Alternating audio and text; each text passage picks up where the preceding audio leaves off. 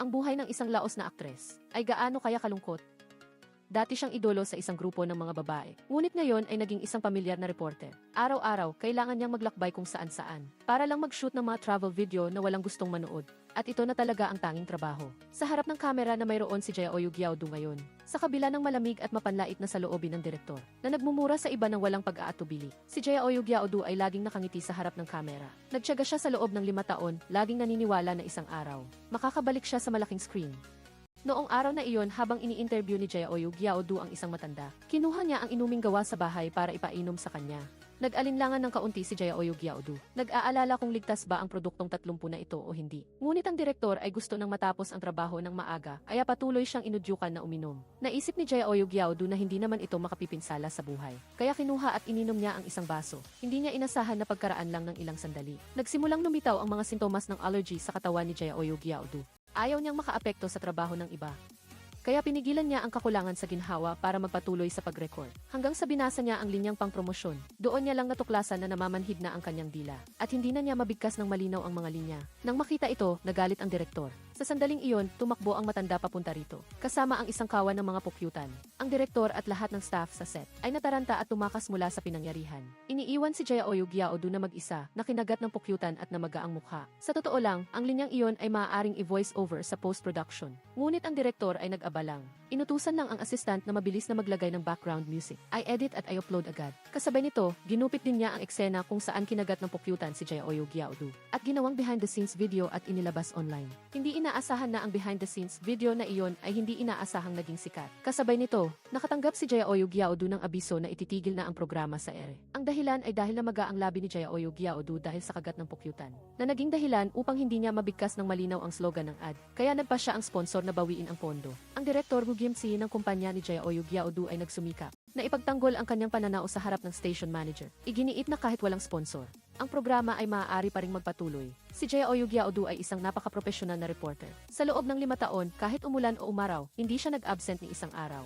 Nakaupo sa tabi, ang direktor ay walang pakundangan na nagparatang kay Jia Ouyugyaudu ng sakit ng pagiging sikat. Na hindi raw siya nag-perform ng maayos sa ad script at tumanggi pa raw siyang makipagtulungan sa post-production voice-over. Hindi na talaga makayanan ni Dusu Iesu. Kaya agad niyang inilabas ang orihinal na hindi na-edit na video, na nagpapatunay na ang direktor ay ganap na walang profesional na etika, na inabandona ang aktres para makatakas mag-isa. Tungkol naman sa issue ng voice-over, ito ay lalo pang responsibilidad niya. Galit na galit si Director Wu Jimsi na muntik na niyang suntukin ang direktor. Kahit ang station manager ay hindi rin matanggap, kaya agad niya itong sinibak sa pwesto. Personal na pumunta si Jia Ouyugyaudu sa tatak para magmakaawa. Tiningnan siya ng direktor mula ulo hanggang paa at nangutya, na ang kanyang imahe at matanda ng aura ay hindi raw talaga angkop sa brand positioning ng tatak. Ang lalo pang nakakahiya kay Jia Ouyugyaudu ay ang direktor ay nagdeklara ng pagpapalit ng brand ambassador doon mismo. At ang bagong ambasador ay walang iba kundi ang kanyang dating kasamahan at unang pag-ibig, si Sigan. Ang pakiramdam ng kahihiyan at shame ay agad na bumalot sa puso ni Jia Ouyugyaudu. Si Jia Ouyugyaudu, 5 taon na ang nakalipas, ay miyembro ng sikat na girl group na Flower. Ngunit sa grupo, si Anche lang ang minamahal ng mga tagahanga. Ang center position ay laging kay Anche. Ang 4 na natitirang miyembro ay parang mga background lang, na mananatiling malabong anino magpakailanman. Matapos maghiwalay ang grupo, hindi na nakatanggap si Jia Ouyugyaudu ng anumang aktibidad, at umaasa na lang sa travel show na ito para mabuhay. Ngayon, kahit ang natatanging programang ito ay malapit ng kanselahin, si Jia Ouyugyaudu ay nalito. Maliban sa industriyang ito, wala siyang alam na iba pang gawin. At wala rin siyang interes sa anumang trabaho. Sa sandaling ito, nakatanggap si Director Wu Jimsi ng isang email mula sa Amerika. Ang nagpadala ay isang babae na nagngangalang Jaidi. At may kalakip na isang itim na budgist bracelet sa sulat. Nagpakilala si Jaidi bilang tagahanga ni Jia Ouyugyaudu. Umaasa na maaari niyang isuot ang bracelet na ito para mag-travel sa Buzel sa halip na siya. Kailangan lang niyang i-record ang video at ipadala kay Jaidi. Kapalit ng napakalaking bayad. Pinayuhan ng mga kasamahan si Jia Ouyugyaudu na tanggapin ang trabahong ito, na parang magbabakasyon, ngunit labis siyang tumutol. Ang pangarap niya ay umarte at maging isang bituin. Plano rin niyang mag-audition sa film crew, at ayaw niyang mag-aksaya ng oras sa paglalakbay. Ngunit ang pangarap ay hindi rin nagtagumpay laban sa kalupitan ng realidad. Ang sunod-sunod na tawag mula sa mga magulang ay lubos na nagpabagsak kay Jia Ouyugyaudu. Napilitan siyang magsinungaling na nakahanap na siya ng ibang trabaho para pansamantalang mapanatag ang kanyang pamilya. Matapos mag-isip ng mabuti, nagpasya si Jia Ouyugyaudu na tanggapin ang trabahong ito. Humiling din siya kay Director Wu Jimsi na mag-ayos para sa kanya ng isang cameraman at isang makeup artist. Hindi sumang-ayon si Director Woo Jim-tae at sinabing kailangan niyang tapusin ang trabahong ito ng mag-isa. Nagkamali si Jae-oyug Yaodu nang akala na nagdesisyon na ang kumpanya na iwanan siya at lalo pang nanlumo ang kanyang kalooban. Nagdagdag pa ng panggatong si Director Woo Jim-tae. Nangungut siya na hindi sisikat ang programa na ginagawa niya at pinayuhan siyang sumuko na ng maaga. Hindi na nakayanan pa ni Jae-oyug Yaodu. Bumagsak siya sa sahig at humagulgol. Ang eksenang ito ay nasaksihan ni Doo Soo at hindi sinasadyang nagpakita siya ng mukha ng kalungkutan. Sa totoo lang, si Director Woo Jim-tae ay tipikal na kudas, masama ang bibig pero umaasa lang siya na bitawan ni Jae-oyug Yaodu ang kanyang obsession at magpahinga sa labas. Palagi niyang itinuturing si Jae-oyug Yaodu na parang sarili niyang anak. Sa paglipas ng mga taon, nasaksihan niya ang pagsisikap niya na may pasa na malaking pressure at palaging natatakot na babagsak siya sa madaling panahon. Si Jae-oyug Yaodu ay nagmula sa isang mahirap na isla. Noong araw na nagdesisyon siyang pumunta sa Seoul para magsimula ng karera, pinayuhan siya ng kanyang ama na huwag siyang umuwi hanggang hindi pa siya nagtatagumpay. Pagkatapos, paulit-ulit siyang humingi sa kanyang ama na sunduin siya dahil sa kalungkutan. Ngunit ang sagot na natanggap niya ay hindi kailanman nagbago. Sa sandaling ito, hindi alam ni Jae-oyug Yaodu kung saan siya pupunta at umiyak siya buong magdamag. Paggising kinabukasan, inayos niya ang kanyang mga gamit at umalis patungong Buzel. Naiintindihan niya na kailangan muna niyang mabuhay ng maayos bago siya makapagpatuloy sa paghabol sa kanyang mga pangarap. Ang Buzel ay isang liblib na lugar. Inabot si Jae-oyug Yaodu ng isang buong araw sa pagmamaneho bago siya makarating. Pagkababa niya ng sasakyan, inabutan siya ng malakas na ulan at naubusan pa ng baterya ang power bank ng kanyang telepono. Pumasok siya sa isang convenience store, umorder ng isang mangkok ng instant noodles at nagpaserbisyo na rin sa empleyado na i-charge ang kanyang telepono. Sa store, nakilala ng isang empleyadong may buhok na blonde si Jae-oyug Yaodu. Lihim niya itong kinuhanan ng litrato at in-upload sa social media. At nagkataon namang nakita ni Doo Soo ang post na iyon. Walang kaalam-alam si Jae-oyug Yaodu tungkol dito. Nang tumayo siya, hindi sinasadya niyang natapon ang mangkok ng noodles. Sinamantala ng lalaking blonde ang pagkakataon. Nakuna ng litrato ang kanyang nakakahiya na sandali. Tinawag niya ang pangalan ni Jae-oyug Yaodu kaya labis siyang nahiya. Nagmamadali siyang tumakbo palabas ng store kaya nakalimutan niyang kunin ang kanyang telepono. Sa ibang lugar, natuklasan ni Doo Soo na ang location ng telepono ni Jae-oyug Yaodu ay nakatigil pa rin sa convenience store na iyon. Agad niyang hinanap ang numero ng telepono ng store at tumawag doon para babalaan ang lalaki na huwag nakawin ang telepono ng iba. Natakot ang lalaking blonde sa tono ng boses ni Doo Soo. Nagmamadali siyang nangako na iingatan niya ang telepono at hihintayin si Jae-oyug Yaodu na kunin ito. Pag-alis sa convenience store, hindi sinasadyang napasok ni Jae-oyug Yaodu ang isang kainan na pag-aari ng isang matandang babae. Ang restaurant ay mayroon lamang simpleng pagkaing gulay. Ngunit ang lasa ay hindi pangkaraniwang masarap. Pagkatapos niyang marinig ang komento ni Jae-oyug Yaodu tungkol sa pagkain. Pero tila hindi masaya ang matanda. Seryoso siyang sinabi kay Jae-young na ang bawat isa ay may sariling katangian na hindi maaaring ipagpareho. Hindi inaasahan na ang matanda ay makakapagsalita ng ganoong mga salitang puno ng pilosopiya. Kaya biglang naramdaman ni Jae-young na marahil ang biyahe na ito ay hindi walang kabuluhan. Sa sandaling ito, umuwi na ang apo ng matanda mula sa trabaho. Tiningnan ng mabuti ni Jae-young at nalaman niyang siya pala ang lalaking may blonde hair sa convenience store. Nang makita siya, kusa siyang nagsalita na kukunin niya mamaya ang telepono para sa kanya. Ang matanda ay naghanda pa ng isang silid para sa panauhin upang doon manatili si Jae-young na nagpadama sa kanya ng matinding init. Nakita ng matanda ang itim na kwintas sa pulso ni Jae-young at sinabi na ito ay mga butil na gawa sa bunga ng punong soperi. Ginawa ito sa kalapit na templo ng Musangsa. At ito ay isang katangi-tanging alahas ng Buzel. Nang marinig ito, nagpasya si Jae-young na piliin ang templo ng Musangsa bilang unang destinasyon para sa biyaheng ito. Samantala, hindi makontak ni Direktor o si Jae-young. Pinagsisihan niya ang kanyang mabibigat na salita noon. Nang malaman niyang talagang pumunta si Jae-young sa Buzel ng mag-isa, labis siyang nag-alala at nagmamadaling tinawag si Jun Seok upang magkasamang magtungo doon at hanapin siya. Unti-unting pinagaling ng tanawin sa Buzel ang kalooban ni Jae-young. Naglalakad siya habang nagre-record ng video at matagumpay niyang nakita ang puno ng soperi. Habang naghahanda siyang mag-record ng isang video upang ipadala kay Jeju, bigla niyang napansin na may isang babae na nakatayo sa likuran niya. Lumingon si Jae-young at tiningnan ang tao, walang iba kundi si Jeju. Lubusang natigilan si Jae-young, dapat sana ay nasa Amerika si Jeju. Bakit siya narito? Ang mas nagpagulo sa kanya ay tila hindi siya kilala ng kabilang panig. Dahil nawala niya si Jeju, kinailangan ni Jae-young na bumalik muna sa convenience store. At doon niya natuklasan na naghihintay na sina Direktor O at Jun Seok. Naupo sila ni Direktor O upang mag-usap ng tapat. At sa wakas ay nalutas ang hindi pagkakaunawaan noon. Ang biglaang paglitaw ni Jeju ay nagbigay kay Jae-young ng bagong layunin. Nagpasya siyang manatili sa Buzel upang imbestigahan ang katotohanan ng pangyayari. Sa wakas ay nakahanap din siya ng bagong direksyon. Masayang-masaya at panatag si Direktor O at naghanda na siyang bumalik sa trabaho. Bago umalis, binigyan ni Jun Seok si Jae-young ng isang set ng kagamitan sa pagkuha ng video. Habang nagpapasalamat, hindi sinasadyang tinawag ni Jae-young si Kuya Jun Seok. Hindi niya napansin na dahil lang sa isang tawag na iyon, labis na natuwa si Jun Seok. At ang ngiti ay hindi nawala sa kanyang labis sa buong biyahe pa uwi.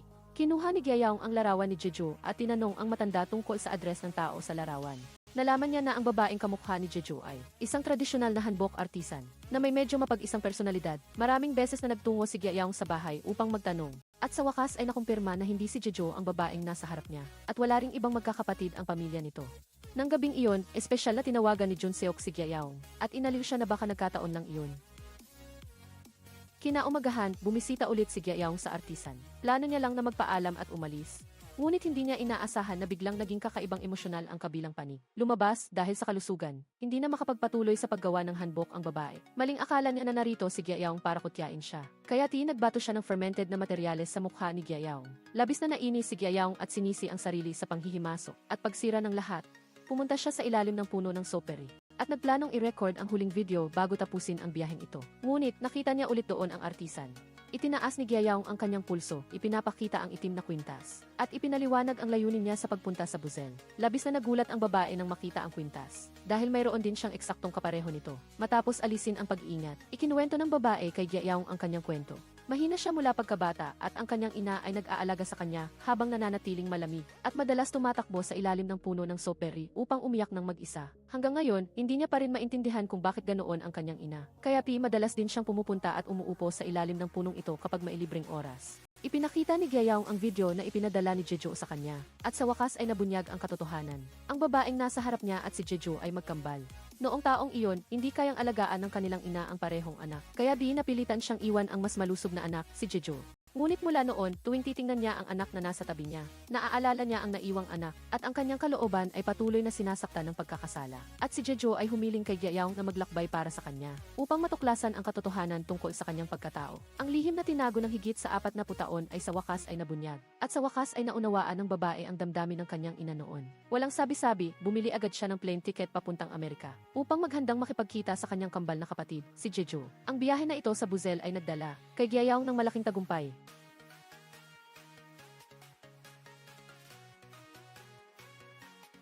Sumali si Gyayaong bilang isang reporter na responsable sa pagtupad sa mga nais ng customer habang naglalakbay at nagre-record ng mga video. At si Jun Seok naman ang mamamahala sa post-production. Masayang tinanggap ni Gyayaong ang alok at ngayon ay hindi na siya nagpupumilit na tumayo sa ilalim ng spotlight. Sa pamamagitan ng paglalakbay, nakatulong siya sa iba na tuparin ang kanilang mga naisin. Tila mas makabuluhan pa ang trabahong ito. Ang travel agency na tumutulong sa paglalakbay ay bagong tatag pa lamang nang masayang ipinahayag ni Direktor o na nakatanggap na sila ng unang order. Ang nakakagulat ay isang golden retriever ang customer. Hindi nagpakita ang may-ari ng aso, nagpadala lang ng ilang kahon ng bagahe. Binuksan ni Gyayaong at ng iba pa para tingnan at puro mamahaling gamit ang nasa loob. Maging ang kumot ay gawa sa napakamahal na tela. At ang pagkain ng aso ay lahat imported. Madaling makita na walang magawa ang may-ari ng aso. Ang angka ng asong ito ay mayaman at tanyag. Ang may-ari ay kumikilos ng napakahiwaga at hindi nag-iwan ng anumang personal na impormasyon. At humiling pa na pumirma ang lahat ng empleyado sa isang kasunduan sa pagiging kompidensyal. Sa huli, nagpasya silang hayaan si Gyayaong na dalhin ang aso sa Pohang para magbakasyon. Hindi pa kailanman nag-alaga si Gyayaong ng malaking aso at medyo nag-alala. Agad na ipinakita ni Direktor o ang kontrata sa kanya na may napakalaking komisyon na hindi niya kayang tanggihan. Napilitang pumayag si Gyayaong. Kinagabihan, nag-aral si Gyayaong sa bahay tungkol sa mga dapat tandaan sa pag-aalaga ng aso. Bigla niyang naalala ang kanyang dating kasintahan, si Sigan, na mahilig din sa aso. Ang chat history nilang dalawa ay nanatiling tumigil 1 buwan na ang nakalipas. Hindi napigilan ni Gyayaong na kumuha ng litrato kasama ang aso at ipadala kay Sigan. Ngunit matagal siyang hindi nakatanggap ng tugon. Habang naghahanda siya ng hapunan, biglang lumabas ang isang balita sa kanyang telepono na pinaghihinalaang nagde-date sina Sigan at Yunchay. Muli niyang binuksan ang chat interface, ngunit wala pa ring bagong mensahe. Dito niya napansin na nasunog na ang hapunan. At kinain na rin ng aso ang stick sa mesa. Umupo si Gyayaong sa sahig na nalulungkot at umiyak ng humihikbi. Noong mga taon na siya ay trainee pa lamang, dahil sa pagsama at pagpapalakas ng loob ni Sigan. Nalampasan niya ang mahirap na panahon ng pagsasanay. Ngunit ngayon, nagbago na ang lahat. Sa pag-iisip nito, patuloy na bumuhos ang kanyang luha. Nakita ito ng aso at tumakbo palapit, dinilaan ang luha niya. Natila nagpapagaan ng loob. Pagkatapos, habang umaakyat ang aso sa lamesa ng kainan, hindi sinasadyang nalunok nito ang singsing ni Gyayaong. Iyon ang couple ring nila ni Sigan. Nataranta si Gyayaong at pilit na binuksan ang bibig ng aso para isuka. Ngunit hindi nagtagumpay. At sa huli ay tanging galit at kawalan ng lakas ang natira. Gaano man kalungkot ang gabi bago nito, maaga pa ring nagtrabaho si Gyayaong kinabukasan. Ngunit nasa isip pa rin niya ang singsing. Kaya bighi patuloy niyang pinilit ang aso na magbawas habang sila ay nasa daan. Kahit si Jun Seok mismo ang naghatid kina Gyayaong at ang aso sa Pohang. Maaga nang inayos na misteryosong may-ari para sa kanila. Ang isang marangyang silid na tanaw ang dagat. Lalo pang naintriga ang lahat tungkol sa may-ari na ito. Napakayaman na kaya niyang mag-travel ng mag-isa. Ngunit bakit kailangan pa niyang gumastos para iba ang mag-travel para sa kanya? Narinig ni Jun Seok ang kwento ni Nagyayaong at Sigan mula kay Direktor O. At nahulaan niyang tiyak na hindi maganda ang pakiramdam niya. Kaya giinakit niya itong maglakad sa dalampasigan. Nag-inuman sila ng beer habang nag-uusap at unti-unting gumanda ang pakiramdam ni Gyayaong. At dahan-dahan niyang tinanggap ang katotohanan ng pagkaligaw ng pag-ibig. Kinabukasan, si Dusuk ay umuwi sa Seoul. Ang natitirang bahagi ng paglalakbay ay kailangang tapusin ni Jujin mag-isa. Sinundan niya ang ruta na ibinigay ng misteryosong may-ari at dinala ang aso. Sa daan, natuklasan ni Jujin na ang asong ito ay napakabait at napakatalino. Kahit ang traffic light ay natutukoy nito ng tama. Ang dalawang tao at isang aso ay nagtungo sa food street para maghanap ng makakainan ng tanghalian. Ngunit ang mga may-ari ng tindahan ay tumanggi silang papasukin dahil sa aso. Tila pagod na rin ang aso, tumitigil ito sa bawat ilang hakbang. Sinamantala ni Jujin ang pagtigil nito upang kumuha ng litrato. Ilang oras na silang naglalakad at wala pa ring nakakain. Si Jujin ay pagod at gutom kaya bumili na lang siya ng bento box. Biglang may natanggap siyang notifikasyon sa kanyang telepono. Si Shigan mismo ang nagbigay pahayag tungkol sa chismis na nakikipag-date siya kay Yuncha, na nagsasabing sila ay may pagtingin sa isa't-iisa at nasa yugto ng pagliligawan. Ang huling pag-asa sa puso ni Jujin ay tuluyang nawasak. Sa loob ng ilang segundong pagkalito, ang aso ay nakawala sa tali at tumakbo palayo. Nagising si Jujin at humabol, ngunit mabilis na nawala ang aso sa paningin niya. Nag-alala siyang naghanap sa lahat ng dako. Kahit umuulan ng malakas ay hindi siya naglakas loob na huminto. Sa kabutihang palad, nakatanggap siya ng tawag sa telepono. Sabi ng tumawag na ang aso ay kusang tumakbo sa isang kainan na dumaanan nila kaninang umaga. Nagmadali si Jujin na tumakbo doon. Nakita niya ang aso na nakahiga at hindi gumagalaw sa harap ng pinto ng kainan. Dahil sinulat ni Dusuk ang numero ng telepono ni Jujin sa kwelyo ng aso noong una. Kaya nagawang kontakin siya ng mabait na may-ari ng tindahan. Pagkatapos ng ulan, binalak ni Jujin na iwi ang aso. Ngunit nag-aatubili itong umalis. Napansin ni Jujin na may kakaiba, kaya dali-dali niya itong dinala sa veterinaryo. Sinabi ng doktor na kailangan itong i-admit at ay monitor sa loob ng isang araw. Puno ng pagsisisi ang puso ni Jujin, kinuhanan niya ng litrato ang aso at nag-scroll sa album. Hindi sinasadyang natuklasan niya na sa mga lugar kung saan huminto ang aso ay may ilang selfie photos. Nagmadali si Jujin na pumunta sa bawat lokasyon upang suriin. At totoo nga, sa bawat lugar ay may mga larawan ng iisang lalaki. Nahulaan ni Jujin na ang lalaking ito ay maaaring ang may-ari ng aso. Nagtanong si Jujin sa may-ari ng kainan tungkol sa lalaking iyon. At nalaman na isa rin siyang dating bituin na nagngangalang Jonggu. Noong taong iyon, nang dumating si Jonggu upang mag-shooting dito, pumupunta siya sa tindahan araw-araw. At wala siyang star attitude.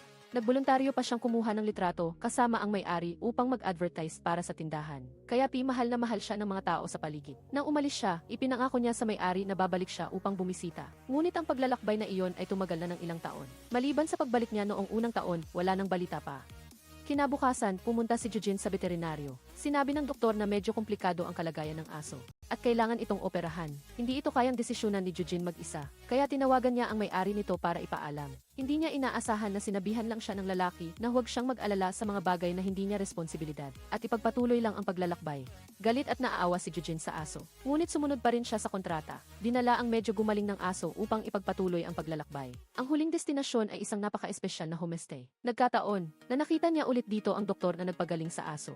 Nakita ng doktor si Jujin na may dalang bag ng dumi ng aso, kaya naalala niya na ito ay isang espesyal na gamit para sa mga may kapansanan. At nahulaan niya na ang asong ito ay maaaring isang guide dog. Upang patunayan ang kanyang hinala, ibinalik ng doktor si Jujin sa veterinaryo. Kinuha ang espesyal na tali para sa guide dog at sinabihan siyang subukang akayin ito. Nang dumaan sila sa traffic light, nakilala ng aso ang kulay. At ligtas na inakay si Jujin sa kabilang kalsada. Pumikit si Jujin, at buong pagtitiwala na ipinagkatiwala ang sarili sa aso. At inakyat siya nito sa hagdanan, iniiwasan ang lahat ng balakid.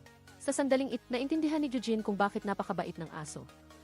Kaya nitong damhin ang kanyang emosyon, at lalo itong sensitibo sa luha. Tahimik nitong pinoprotektahan ang dating may-ari, at hindi ito iniwanan. Sa pag-iisip nito, hindi napigilan ni Jujin ang kanyang luha.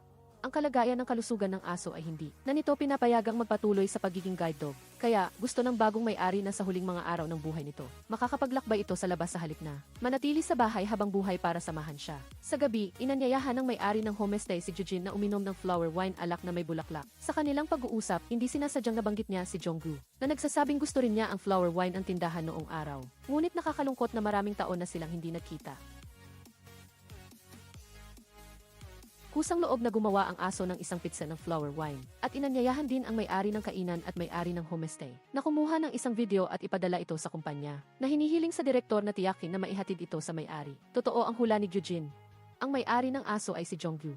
Ngayon, nawalan ng kulay ang kanyang mundo.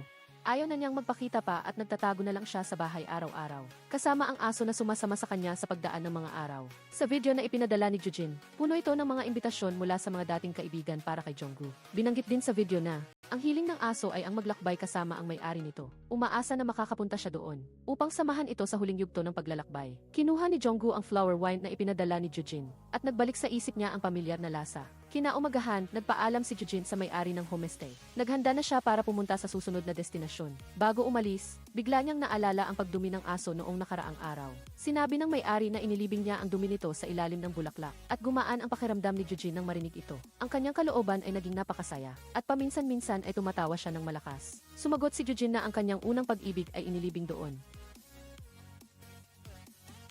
Tinulungan siya ng paglalakbay na ito na malampasan ang sakit ng kanyang briyako. Pagdating sa beach, isang kotse ang dahan-dahang lumapit. Tila naramdaman ng aso ang presensya ng may-ari nito. Kumawala ito sa kamay ni Jujin at tumakbo papunta sa kotse. Ang lumabas ay si Jonggu, isang tao at isang aso ang nagyakapan. Pagkaraan ng ilang sandali, nakatanggap ulit si Jujin ng bagong entrusted trip. Isang doktor sa Korea ang humiling sa kanya na sa isang partikular na araw ay pumunta sa Hakodate sa Japan at kumpletuhin ang paglalakbay ayon sa itinakdang ruta. Masiglang sinimulan ni Jujin ang kanyang paglalakbay sa isang banyagang bansa. Sa isang babaeng katabi niya ang patuloy na nakatingin sa kanya. Umiti at bumati na lang si Jujin.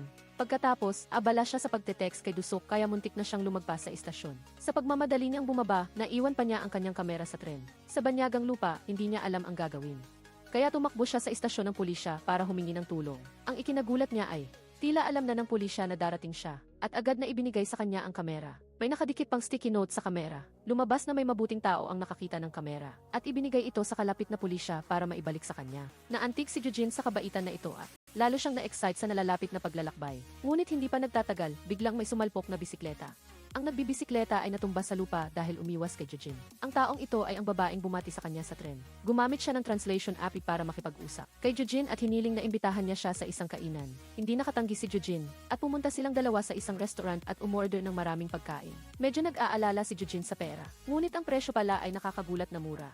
Sa gabi, umakyat si Jujin sa tuktok ng bundok upang tanawin ang night view ng Hakodate at hindi niya inaasahang makikita niya ulit ang babae. Sinabi niya na ngayon ang araw ng night view ng Hakodate. Bawat bahay sa lungsod ay bubuksan ang lahat ng ilaw at magbubukas ng mga bintana upang magbigay ng kontribusyon sa magandang tanawin sa gabi. At ngayon din ang kanyang kaarawan. Bawat taon, sa araw na ito, pumupunta siya dito. Pakiramdam niya na ang buong lungsod ng Hakodate ay nagdiriwang ng kanyang kaarawan. Nagbigay si Jujin ng taos pusong pagbati sa kanya. At sa pagkakataong ito, nalaman niya na Haruko ang pangalan niya. Upang pasalamatan si Jaeoyu sa pag-imbita sa kanya kumain. Pinilit ni Haruko na imbitahan si Jaeoyu na uminom ng alak sa gabi. Ang dalawa ay nagkakasundo na sa kanilang pag-uusap. Ngunit nang bumalik si Jaeoyu mula sa banyo, nakita niya na ninanakaw ni Haruko ang pitaka ng ibang tao. Agad na nawalan ng gana si Jaeoyu. Ayaw na niyang makipag-ugnayan sa isang taong tulad ni Haruko. Umalis siya sa bar nang hindi nagpapaalam.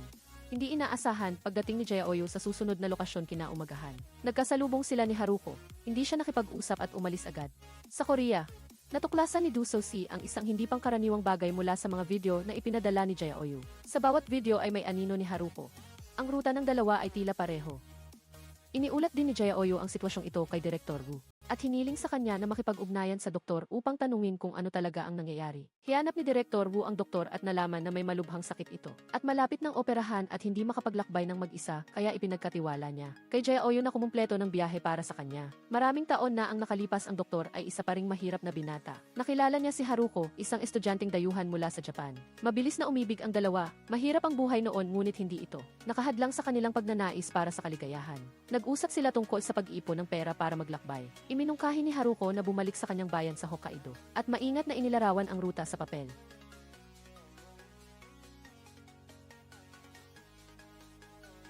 Ang naipon ng dalawa ay nawala nang hindi nag-iiwan ng anumang mensahe. Labis na naghirap ang binata at tuluyan ding nawala ng komunikasyon kay Haruko. Kamakailan lamang nang naglilinis siya ng bahay. Hindi sinasadyang natagpuan niya ang mapa ng paglalakbay na iniwan ni Haruko noong mga panahong iyon. Lumabas na nangako sila sa isa't isa na kung sakaling magkahiwalay sila balang araw. Sa kaarawan ni Haruko, susundin nila ang rutang ito upang mahanap ang isag-iisa. Maraming taon na ang lumipas at matagal ang pinatawad ng doktor si Haruko. Marahil dahil sa kanyang sakit, lalo pang lumalim ang pangulila niya kay Haruko.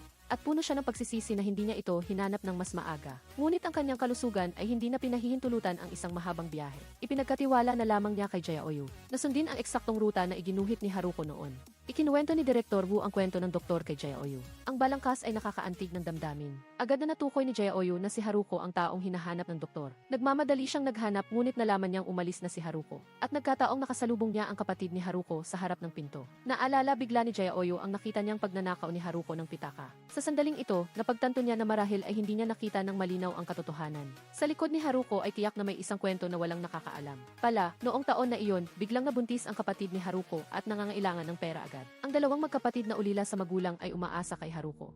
Si Haruko, na nakarinig ng walang magawang iyak ng kanyang kapatid, ay gumawa ng pinakapinagsisihan na desisyon sa kanyang buhay. Kinuha ang lahat ng ipon nilang dalawa upang tulungan ang kanyang kapatid, at tuluyang naglaho sa mundo ng kanyang nobyo. Ngunit pagkatapos noon, ang kanyang kapatid ay naging tulad ng isang vampira, na marunong lang sumipsip mula kay Haruko at hindi na niya kayang harapin ang kanyang nobyo at hindi rin siya naglakas loob na makipag-ugnayan kaya sa kanyang kaarawan taon-taon, sumusunod lang siya sa rutang binalangkas noon upang tahimik na gunitain ang nakaraan. Ngayon, ang biyahe ni Jae-Oyu ay may isang huling destinasyon na lang. Umalis siya ng hating gabi para pumunta sa baybayin at maghintay ng pagsikat ng araw. Nang unti-unting lumiwanag ang langit at ang araw, ay dahan-dahang sumikat, dali-daling ginamit ni Jae-Oyu ang kanyang kamera upang i-record ang magandang sandaling ito. Sa mismong sandaling iyon, nakita niya ang isang pamilyar na anino. Nang inilapit ang lens, si Haruko nga iyon, ibinigay ni Jae-Oyu sa kanya ang video na ni-record ng doktor. Sa video, sinabi ng lalaki na malapit na siyang pumasok sa operating room at maaaring hindi na siya makalabas. Ang tanging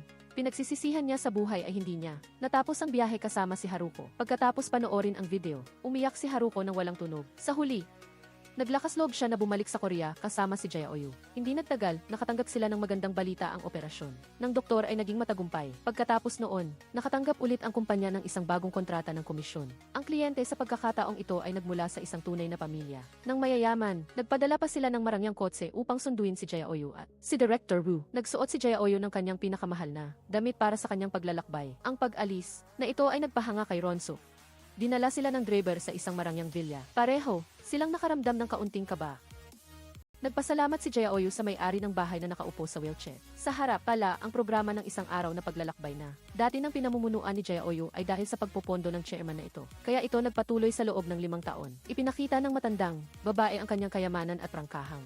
Sinabi na sa kanyang kasalukuyang posisyon, madali lang ang suportahan o alisin ang sinuman, ngunit kahit gaano pa karami. Ang pera, may mga bagay na hindi niya magawa. Kaya, gusto niyang hilingin kay Jae-Oyu na kumumpleto ng isang pangarap noong bata pa siya. Ang chairman ay tinuruan ng kanyang lola at laging tandaan na sa buhay na ito, kailangang umakyat sa templo sa dindo ng 0 beses para mabuhay ng payapa at walang alalahanin. Ngunit sa kasalukuyang kalagayan ng kanyang kalusugan, hindi na niya ito magagawa kaya gusto niyang ipagkatiwala kay Jae-Oyu na gawin ang paglalakbay para sa kanya. Ang tanging hiling ay ang panatilihin itong lihim. Bilang kapalit, maaari niyang ibigay kay Jae-Oyu ang isang hiling. Agad na iminungkahi ni Jae-Oyu na sana ay maibalik ang programa ng isang araw na paglalakbay upang maiwasan ang pagiging usyoso ng kanyang mga kasamahan. Nagdesisyon si Jae-Oyu na umalis kaagad patungong Dindu. Hindi niya inaasahan na makakasalubong niya si Ronsuk sa istasyon ng tren. Ang script ni Ronsuk ay patuloy na tinatanggihan kaya siya ay nalulumbay at nagplano na umuwi sa kanyang lola sa Dindu upang magpalami. Nagkataon na magkasama sila sa daan ni Jae-Oyu. Alam niya ang mga patakaran sa industriya kaya hindi siya nagtanong ng marami. Layunin ng kanyang biyahe sa pagkakataong ito. Naglakbay silang dalawa ng magkasama. Pagdating nila, si Ronsuk ay puno ng saloobin. Ang mga salita ng pag-ibig ay nasa dulo na ng kanyang dila. Ay hindi niya pa rin ito nasabi. Hindi napansin ni Jae-Oyu ang nararamdaman niya. Dumiretso siya sa marangyang manor na pag-aari ng chairman para manatili. Dito may mga taong naghahanda ng pagkain at inumin para sa kanya. Ang maganda at maaliwalas na tanawin ay nagpasaya sa kanyang kalooban. Bago umalis kinabukasan, napansin ni Jae-Oyu ang isang aparador sa sulok ng silid na nakakandado. Naramdaman niya na may kakaiba. Walang ibang lugar sa buong villa ang nakakandado maliban sa aparador na ito. Marahil ay may mahalagang bagay na nakatago sa loob, ngunit wala siyang balak na makialam sa personal na buhay ng iba, kaya isinuot niya ang kanyang backpack at umalis. Ang daan papunta sa templo ay puro paakyat sa bundok. Hiningal siya sa kalagitnaan ng daan. Nagkataon siyang nakasalubong ang isang monghe. Ang monghe ay may dalang ilang sako ng bigas sa kanyang likod, ngunit ang kanyang mga hakbang ay magaan at mahinahon. Nalubos na hinangaan ni Jae-Oyu. Sinabi ng monghe sa kanya na ito ay lahat dahil sa kaisipan. Kung nararamdaman nating mabigat, kahit isang bote lamang ng tubig ay magiging napakabigat. Sumang-ayon si Jae-Oyu sa pahayag na ito. Sa sandaling ito, binuksan niya ang kanyang telepono at nakita ang text message mula kay Director Wu. Pumanaw na ang chairman at sinabi sa kanya na umuwi agad sa Seoul. Lubos na nagulat si Jae-oyu. Paanong ang isang malusog na tao ay biglang mawawala? Ang mas nag-aalala sa kanya ay ang kanyang programa ay maaaring hindi na maibalik pa. Naalala niya ang sinabi ng monghe at maaari lamang niyang subukang ayusin ang kanyang kalooban at aliwin ang kanyang sarili na dapat niyang tanggapin ang katotohanan. Pagdating ni Jae-oyu sa bahay, nagulat siyang makita si Sigan na nakatayo sa harap ng pinto. Ang dating nobyo na ito ay kamakailan lang umamin sa rumor ng pakikipag-date sa ibang aktres, ngayon ay bumalik at nagpapahayag ng pag-ibig sa kanya. Naramdaman lang ni Jae-oyu na katawa-tawa ito. Matagal na niyang binitawan ang damdaming iyon at maging ang singsing ng magkasintahan ay itinapon na niya. Ngunit sinabi ni Sigan na ang pagiging malapit kay Jae-oyu ang tunay na kaligayahan. Gusto niyang bumalik sa kanya. Ang imahe ng dalawa na magkatabi ay nakita naman ni Ron-suk. Agad siyang kinabahan at hindi alam kung ano ang gagawin. Lalo, siyang hindi naglakas loob na lumapit at magtanong ng iniisip ni Jae-oyu. Hindi nagtagal, biglang dumating ang anak na babae ng chairman at hinamon si Jae-oyu at Direktor Wu kung ano ang kanilang transaksyon sa kanyang ina dahil sa pinirmahang kasunduan sa pagiging kumpidensyal. Hindi nagsalita si Jae-oyu, hindi niya inaasahan na kinuha ng dalaga ang isang susi. Bilang customer, ipinagkatiwala niya kay Jae-oyu na tulungan siyang hanapin ang sikreto sa likod ng susi na ito. Sa isip ni Jae-oyu, agad na sumilay sa isip ni Jae-odu ang imahe ng nakakandadong kabinet. Siya ay laging nagtataka tungkol sa tunay na kagustuhan ng chairman at mas gusto pang malaman kung bakit siya ang pinili nito. Sa huli, tinanggap ni Jae-odu ang atas, dala-dala, ang susi at muling pumunta sa Dumanor upang hanapin ang katotohanan. Sa loob ng kabinet ay may isang album lamang ng mga larawan. Nang buksan ni Jae-odu ang album, natuklasan niya na ang hitsura ng chairman noong bata pa ay may pagkakahawig sa kanya. At sa wakas ay natuklasan na niya ang sikreto nito. Pala, ang chairman ay mayroon pang isang anak na lalaki. Sa pamamagitan ng mga salaysay ng katulong sa bahay, nalaman ni Jae-odu na ang anak na lalaki na ito ay anak mula sa unang kasal.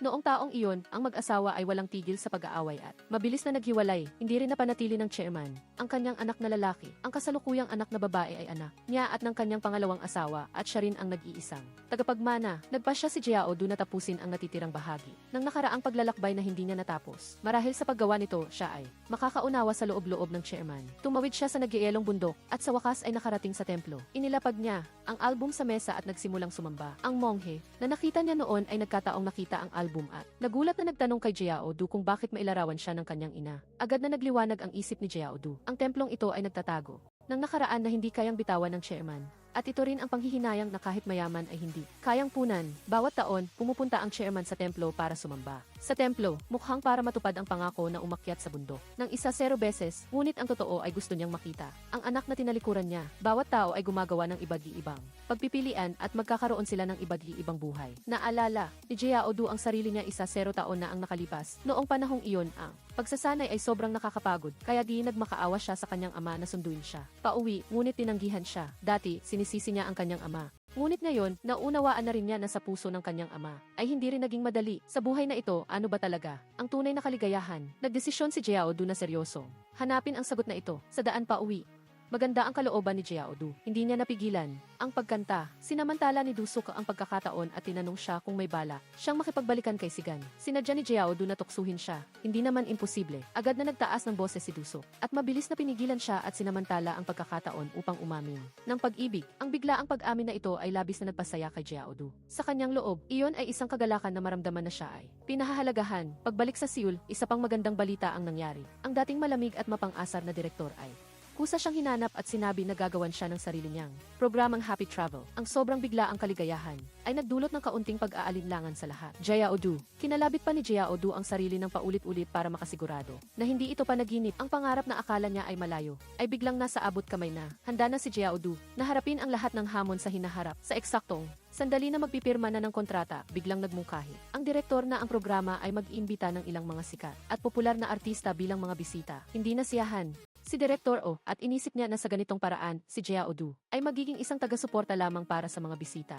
Ngunit inasar naman ng direktor si Jae-odu na hindi sapat ang kanyang kasikatan at ang pagkakaroon ng pagkakataon na mag-host ng programa ay isa ng malaking swerte. Habang lalo itong iniisip ni Direktor O, lalo siyang hindi pumayag kaya dinala niya si Dusuk upang makipagkita sa direktor. Para makipagnegosasyon, iminungkahi niya na ang programa ay maaaring magpatuloy ayon sa orihinal na plano, ngunit kailangang payagan si Dusuk na sumama sa film crew at pangasiwaan ang gawain ng pagkuha ng video. Sa huli, nagkasundo ang dalawang panig. Sa tabi niya si Dusuk upang alagaan si Jae-odu. Kaya ang lahat ay mas panatag, mukhang patungo sa magandang direksyon ang lahat. Ngunit paggising ni Jae-odu mula sa pagtulog, ganap na nabaliktad ang sitwasyon. Isang balita ang nanguna sa mga trending topic sa paghahanap si Sigan at Sigaw Anche ay naghiwalay. Si Jia Odu ay walang dahilan na nadamay sa issue. Ang mga netizens ay naguunahan sa pagpuna sa kanya bilang isang third party. Na sumira sa relasyon ng dalawa ang mas lalong nagpapahirap. Sa kanya na magpaliwanag ay may nagbunyag na. Si Sigan at si Jia Odu ay minsang nagsusuot ng magkatulad na couple ring. Ang ebidensyang ito ay parang nagpako sa lahat ng bagay. Si Jia Odu ay walang masabi. Matagal na niyang itinapon ang singsing na iyon. Sa labas ng opisina, pinalibutan na siya ng mga tagahanga ni Sigan na naghahanap kay Jia Odu upang makipag-ayos. Kailangan niyang magtago sa bahay at hindi maglakas loob na lumabas. Nag-alala si Direktor, kasabay ng balita na ang programa ay pansamantalang itinigil. Ganap na gumuho si Jia Odu. Malinaw na hindi niya kasalanan, ngunit kailangan niyang mag-isa na pasanin ang lahat ng kahihinatnan. Sa panahong ito, patuloy na tumatawag si Anche.